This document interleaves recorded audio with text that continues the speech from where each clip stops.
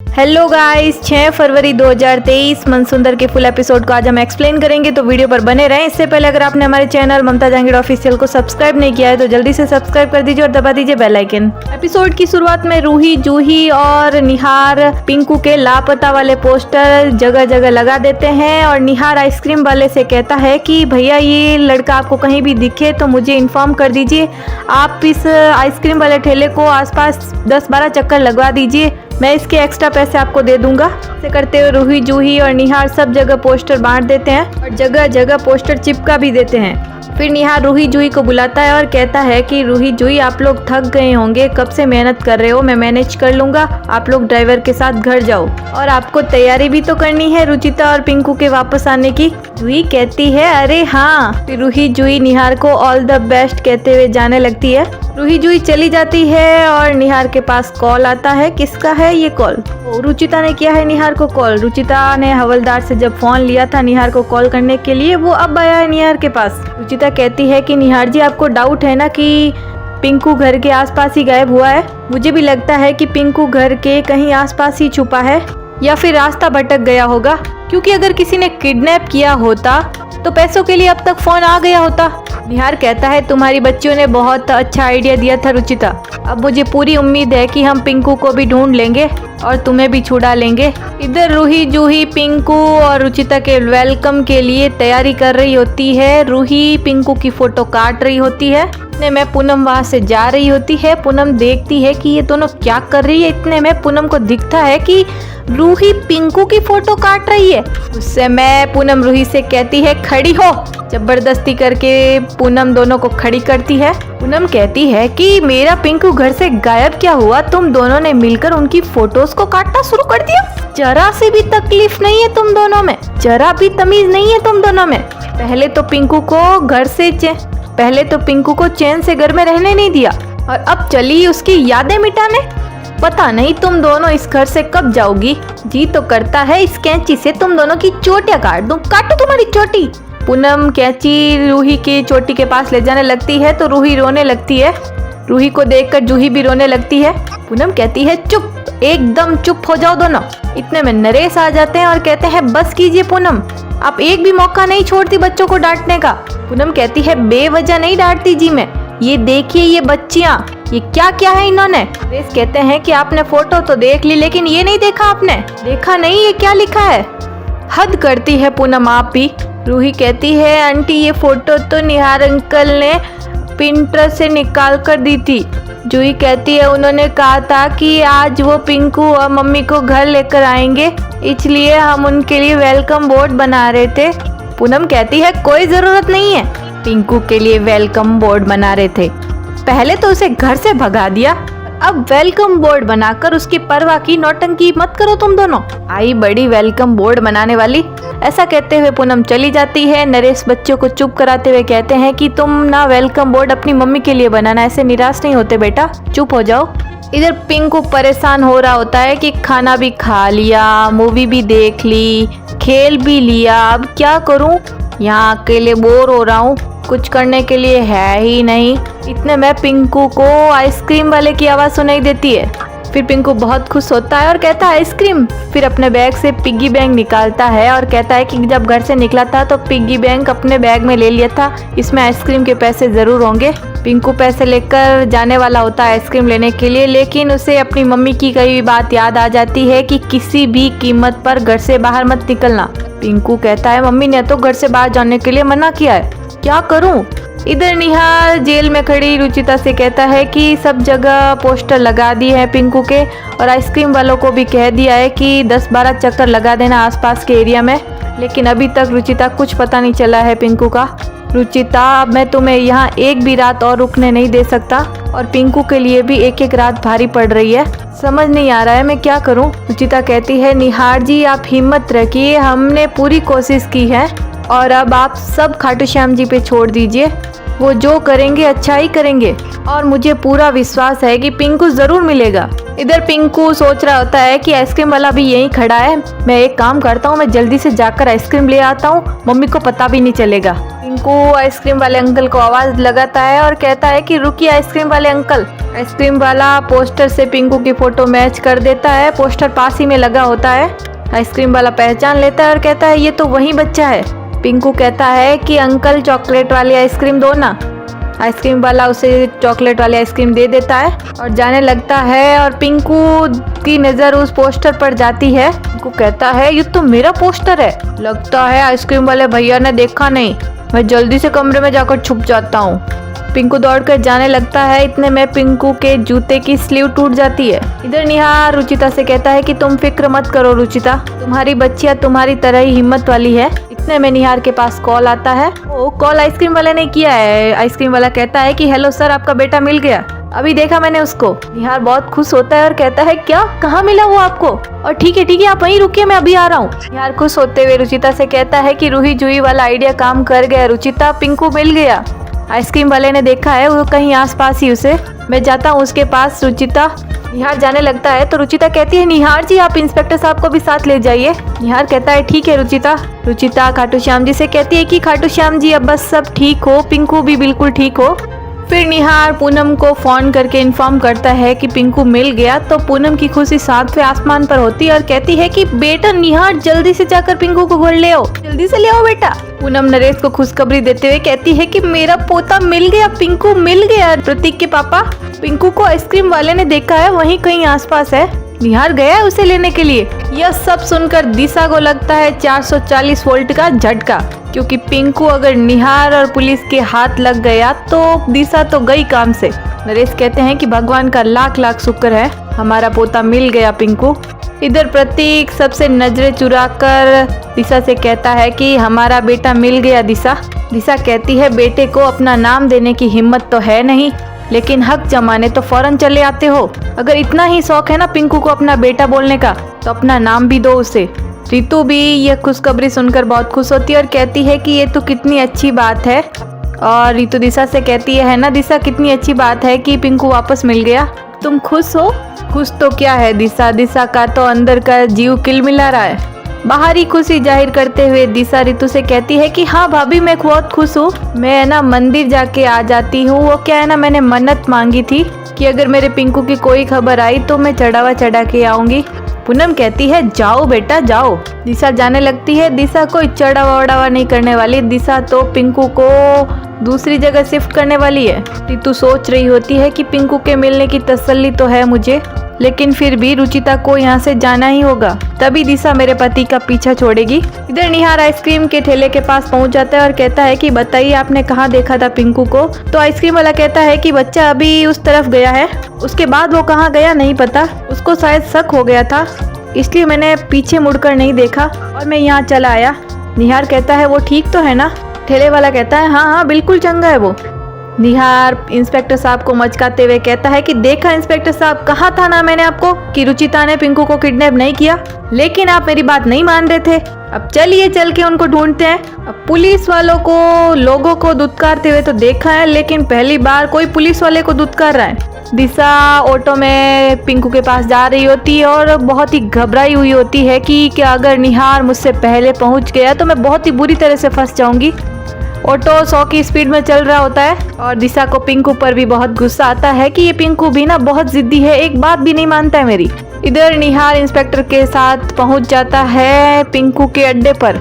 निहार को पिंकू के चप्पल का स्ट्रैप मिल जाता है और वो इंस्पेक्टर को बताता है। निहार कहता है लगता है पिंकू यहीं आसपास ही है। इधर दिशा पहुंच जाती है और ऑटो वाले से कहती है कि भैया 5 मिनट रुकना, मैं अभी आई, यही रुकना, कहीं जाना मत। इधर इंस्पेक्टर साहब कहते हैं कि आसपास के सभी घरों में ढूंढ लिया है सर, लेकिन एक खाली घर है, वहाँ कोई नहीं है, लेकिन वहाँ कोई भी बच्चा नहीं जा सकता क्योंकि वो घर एक खंडर जैसा है, कोई बच्चा वहाँ जाएगा तो डर जाएगा। निहार कहता है आपका काम है ना चेक करना, अगर आपसे नहीं हो रहा तो मुझे कह दीजिए, मैं चला जाता हूँ। इंस्पेक्टर साहब कहते हैं अरे नहीं ऐसी बात नहीं है, लेकिन आप खुद देखना चाहते हैं तो चलिए। इधर दिशा पिंकू के पास पहुँच जाती है।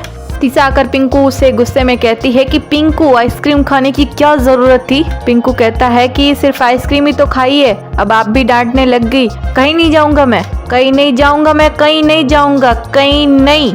इधर निहार अपनी फौज को लेकर पहुंच रहा है। अब जब निहार को पता चलेगा कि पिंकू का किडनैप दिशा ने किया है तो वह दिशा के साथ क्या सलूक करेगा। इधर रुचिता खाटू श्याम जी से प्रार्थना कर रही होती है और इधर दिशा पिंकू से कहती है कि अब ना घर जाने का टाइम हो गया है, अपन घर जाके बहुत सारे आइसक्रीम खाएंगे। खुश होते हुए कहता है सच्ची। दिशा सब सामान पैक कर रही होती है और पिंकू को ले जाने वाली होती है। इतने में दिशा को निहार की आवाज सुनाई देती है। इधर निहार दरवाजा खोलने वाला होता है। इतने में पुलिस वाले निहार को अलर्ट करते हुए कहते हैं कि 1 सेकंड निहार जी, यहाँ आसपास देख लेते हैं कोई खतरा तो नहीं है। पुलिस वाले आसपास चेक करते हैं और निहार दरवाजा खोल देता है। फिर दिशा जाने ही वाली होती है। इतने में निहार दरवाजे को धक्का मार रहा होता है और दरवाजा तोड़ने की कोशिश कर रहा होता है। दिशा कहती है ये तो यहाँ भी आ गए, किधर से जाऊँ मैं अब। दिशा पिंकू से कहती है कि कुछ मत बोलना, हमें कहीं और से निकलना होगा, एकदम चुप। इधर निहार दरवाजा तोड़ने की पूरी कोशिश कर रहा है और उधर दिशा विंडो में से भागने की।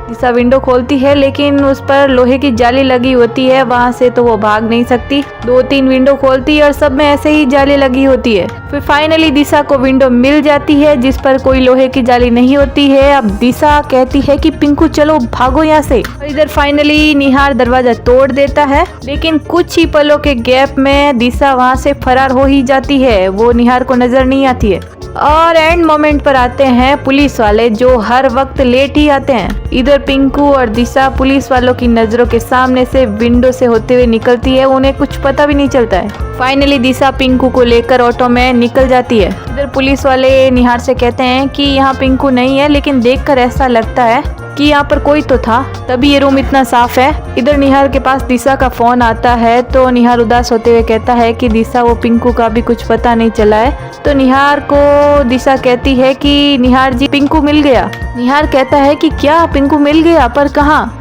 तो दिशा कहती है आप घर आइए, मैं सब बताती हूँ। निहार कहता है मैं अभी आ रहा हूँ। फिर निहार इंस्पेक्टर साहब से कहता है कि इंस्पेक्टर साहब पिंकू मिल गया, वो अपनी माँ के साथ है, आप प्लीज रुचिता को फौरन रिहा कीजिए। साहब कहते हैं जी अभी करते हैं। इधर पूनम लाड प्यार और नखरे बता रही है सबको अपने। अरे आओ मेरे लाडे सर, मेरे पिंकू, मेरे पोते, मेरा बच्चा आजा मेरे पास। अपनी दादी से नाराज होकर घर छोड़ के भाग गया मेरे लाडे सर। दादी तुझे प्रॉमिस करती है कि आज के बाद तेरी दादी तुझे कभी नहीं डांटेगी, कभी नहीं डांटेगी, लेकिन तुझे भी मुझसे एक प्रॉमिस करना होगा। तुझे ना मुझसे एक प्रॉमिस करना होगा बेटा, तू ऐसे कभी घर छोड़ के नहीं जाएगा मेरा बच्चा। नहीं जाएगा ना मेरा बच्चा, बोल प्रॉमिस। काम की बात करते हुए नरेश कहते हैं कि दिशा तुम्हें कहाँ मिला है पिंकू? दिशा चौंकते हुए कहती है मंदिर में। वो मैं जब चढ़ावा चढ़ाने गई ना तो मेरी नजर पिंकू पे ही पड़ी। बुरे हाल में था बेचारा, भटक गया था, 3-4 दिन से इधर उधर घूम रहा था, शायद पिगी बैंक से जो पैसे ले गया था उसी से कुछ खा रहा था। दिशा सबसे आंख चुराते हुए पिंकू के सामने इशारा करती है चुप रहने का। पिंकू भी इशारों में हाँ कहता है दिशा से। निहार दिशा से कहता है कि पर दिशा हमें ग्लूस तो कहीं और ही जगह के मिले थे। दिशा बात की पलटी मारते हुए कहती है कि वो आइसक्रीम वाले भैया को कुछ धोखा हुआ होगा। खैर अब ये सब छोड़े ना, अब हमारा पिंकू घर वापस आ गया। इतने में रुचिता आ जाती है। रुचिता को देखकर रूही जूही बेहद खुश होती है और उसके सामने दौड़कर जाती है और जोर से चिल्लाती है मेरी मम्मी आ गई। रुचिता भी दौड़ी चली रूही जूही के पास आने लगती है। दोनों बेताब है मिलने के लिए। रूही रुचिता से कहती है कि अंकल ने कहा था कि आज वो आपको लेकर आएंगे। जूही कहती है और देखो मम्मी, अंकल ने अपना प्रॉमिस पूरा कर दिया। रूही जूही कहती है मम्मी आप हमसे कभी दूर मत जाना, हमने आपको बहुत मिस किया और आपको पता है हमने आपके लिए खातू जी से प्रे भी किया। बताओ अगर आप नहीं आती तो हम क्या करते, आपके सिवा हमारा है ही कौन। यह सुनकर निहार को ये बात खटक जाती है। रुचिता कहती है ऐसे कैसे नहीं आती बेटा, 7 समंदर पार से भी आती, लेकिन अपनी बेटियों के पास जरूर आती।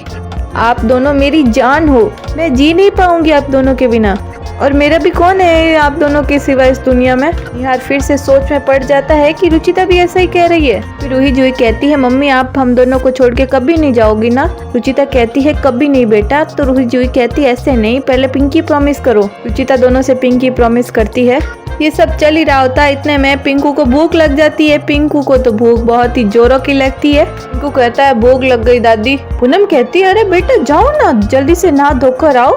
मेरे लड्डू, मैं तब तक ना तेरे लिए सारी फेवरेट चीजें बनवा कर रखती हूँ, जितना मन करे उतना खाना, जाओ मेरे पोटे। फिर रूही रुचिता से कहती है कि मम्मी हमने ना आपके लिए कुछ बनाया है, अभी लाते हैं। फिर रूही जूही दौड़कर लेने के लिए जाती है। नरेश रुचिता से कहते हैं कि रुचिता बेटा, तुम्हारी बच्चियाँ तुमसे बहुत प्यार करती है। खिल्ली उड़ाते हुए पूनम कहती है वो तो ठीक है, बेटियां हैं प्यार तो करेंगी, लेकिन रुचिता तुम्हारे पति को तुमसे और तुम्हारी बच्चों से प्यार व्यार है कि नहीं? तुम्हारा पति तुम्हारी परवाह करता है या नहीं? अरे भाई, जिसके नाम का सिंदूर लगा रखा है, मंगलसूत्र पहन रखा है, तो तुम्हारी परवाह है भी या नहीं? चलो अब तुम्हारी परवाह है या ना सही, लेकिन तुम्हारी बच्चों की तो परवाह होनी चाहिए ना।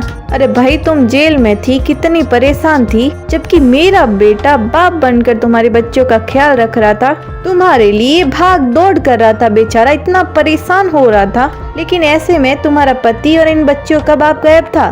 कहाँ है तुम्हारा पति? रुचिता क्या जवाब देगी पूनम को? रुचिता अटकते हुए कहती है वो उनसे बात नहीं हो सकी और वो खामखा परेशान हो जाते, इसलिए मैंने कॉल नहीं किया।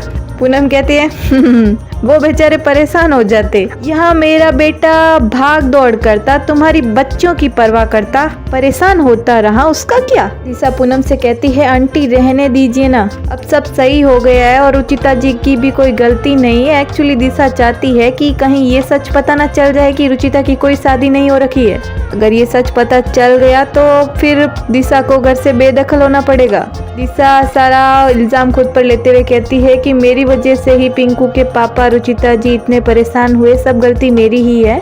दिशा कहती है रुचिता जी मैं आपसे माफ़ी मांगती हूँ, मुझसे गलती हो गई। रुचिता कहती है नहीं दिशा जी, आप माफ़ी मत मांगिए, आपकी जगह कोई और भी होती तो वह भी यही करती। इतने में रूही जूही भी आ जाती है और कहती है कि मम्मी ये देखो, हमने आपके लिए वेलकम बोर्ड बनाया है। वेलकम बोर्ड के अंदर रूही जूही ने पेंटिंग भी बनाई है, जिसमें रुचिता है और रूही और जूही है। रुचिता कहती है अरे वाह, ये तो आपने बहुत अच्छा बनाया। निहार सोच में पड़ जाता है और सोचता है कि रुचिता की बेटियां हमेशा फैमिली पिक्चर में सिर्फ रुचिता की ही फोटो बनाती है, उनके पापा की फोटो नहीं बनाती, आखिर क्यों? रुचिता अपनी बेटियों से कहती है थैंक यू बेटा, थैंक यू सो मच बेटा। इतने में पिंकू आ जाता है और कहता है दादी दादी। पूनम कहती है आ गए मेरा बेटा, आजा। जूही कहती है कि पिंकू तुम्हारे लिए भी मैंने खाटू जी से प्रे किया था और तुम्हारे लिए फ्रेंडशिप बैंड भी बनाया। फिर रूही जूही पिंकू के फ्रेंडशिप बैंड बांधने लगती है, लेकिन पूनम ऐसे कैसे बांधने देगी? पूनम रूही जूही के हाथ पर जोर से मारती है। पूनम कहती है मना किया था तुम दोनों से मैंने कि पिंकू के लिए करने की कोई जरूरत नहीं है, तुम दो लड़कियां अपनी हरकतों से बाज नहीं आओगी क्या? निहार कहता है मॉम फ्रेंडशिप बैंड ही तो है। पूनम निहार से कहती है कि तुम इस पे बीच में मत पड़ो निहार, इन दोनों की वजह से ही मेरा पिंकू मुझसे दूर हुआ, ये दोनों लड़कियां मेरे पिंकू के आसपास भी नहीं भटकनी चाहिए। फिर पूनम वो फ्रेंडशिप बैंड जला देती है। यह देखकर दिशा के दिल को सुकून मिलता है। रुचिता अपनी रूही जूही की बेइज्जती देखकर भी चुप रहती है, कुछ नहीं कहती है। आखिर रुचिता अपना सच कब बताएगी कि उसकी शादी नहीं हो रखी है, निहार ही रूही जूही के पापा है। इसी के साथ हो जाती है एपिसोड की समाप्ति और आगे के एपिसोड में दिखाया जाता है निहार को छोटी छोटी बातों पर रुचिता के पति के बारे में लेकर शक हो जाता है। फाइनली निहार रुचिता से पूछ ही लेता है। निहार कहता है कि तुम्हारे पति के बारे में जानना है, तो रुचिता कहती है कि क्या जानना है? निहार कहता है आर्मी में है राइट। रुचिता कहती है कि मैंने कहा था कि आर्मी में थे, फिर उन्होंने मर्चेंट नेवी ज्वाइन कर ली। निहार कहता है तुम्हारा ससुराल कहाँ है रुचिता, सरनेम क्या है तुम्हारा? हर सवाल पर तुम ऐसे झिझक रही हो जैसे तुम्हें कुछ पता ही ना हो, बोलो रुचिता सच क्या है? इतने में रुचिता का पाँव फिसल जाता है। रुचिता पर्दे के लिपट कर निहार के साथ नीचे गिर जाती है। अब निहार सीआईडी की तरह रुचिता के पीछे पड़ा है। आखिर निहार कब पता लगा पाएगा कि उसका पति वो खुद ही है और रितु के उस चिट्ठी वाले राज को कब खोल पाएगा? इसी के साथ मिलते अगले वीडियो में। आज के लिए इतना ही। अगर हमारा वीडियो आपको अच्छा लगे तो प्लीज लाइक करें, कमेंट करें, शेयर करें। चैनल पर पहली बार है तो चैनल को सब्सक्राइब करना ना भूले। Thanks for watching.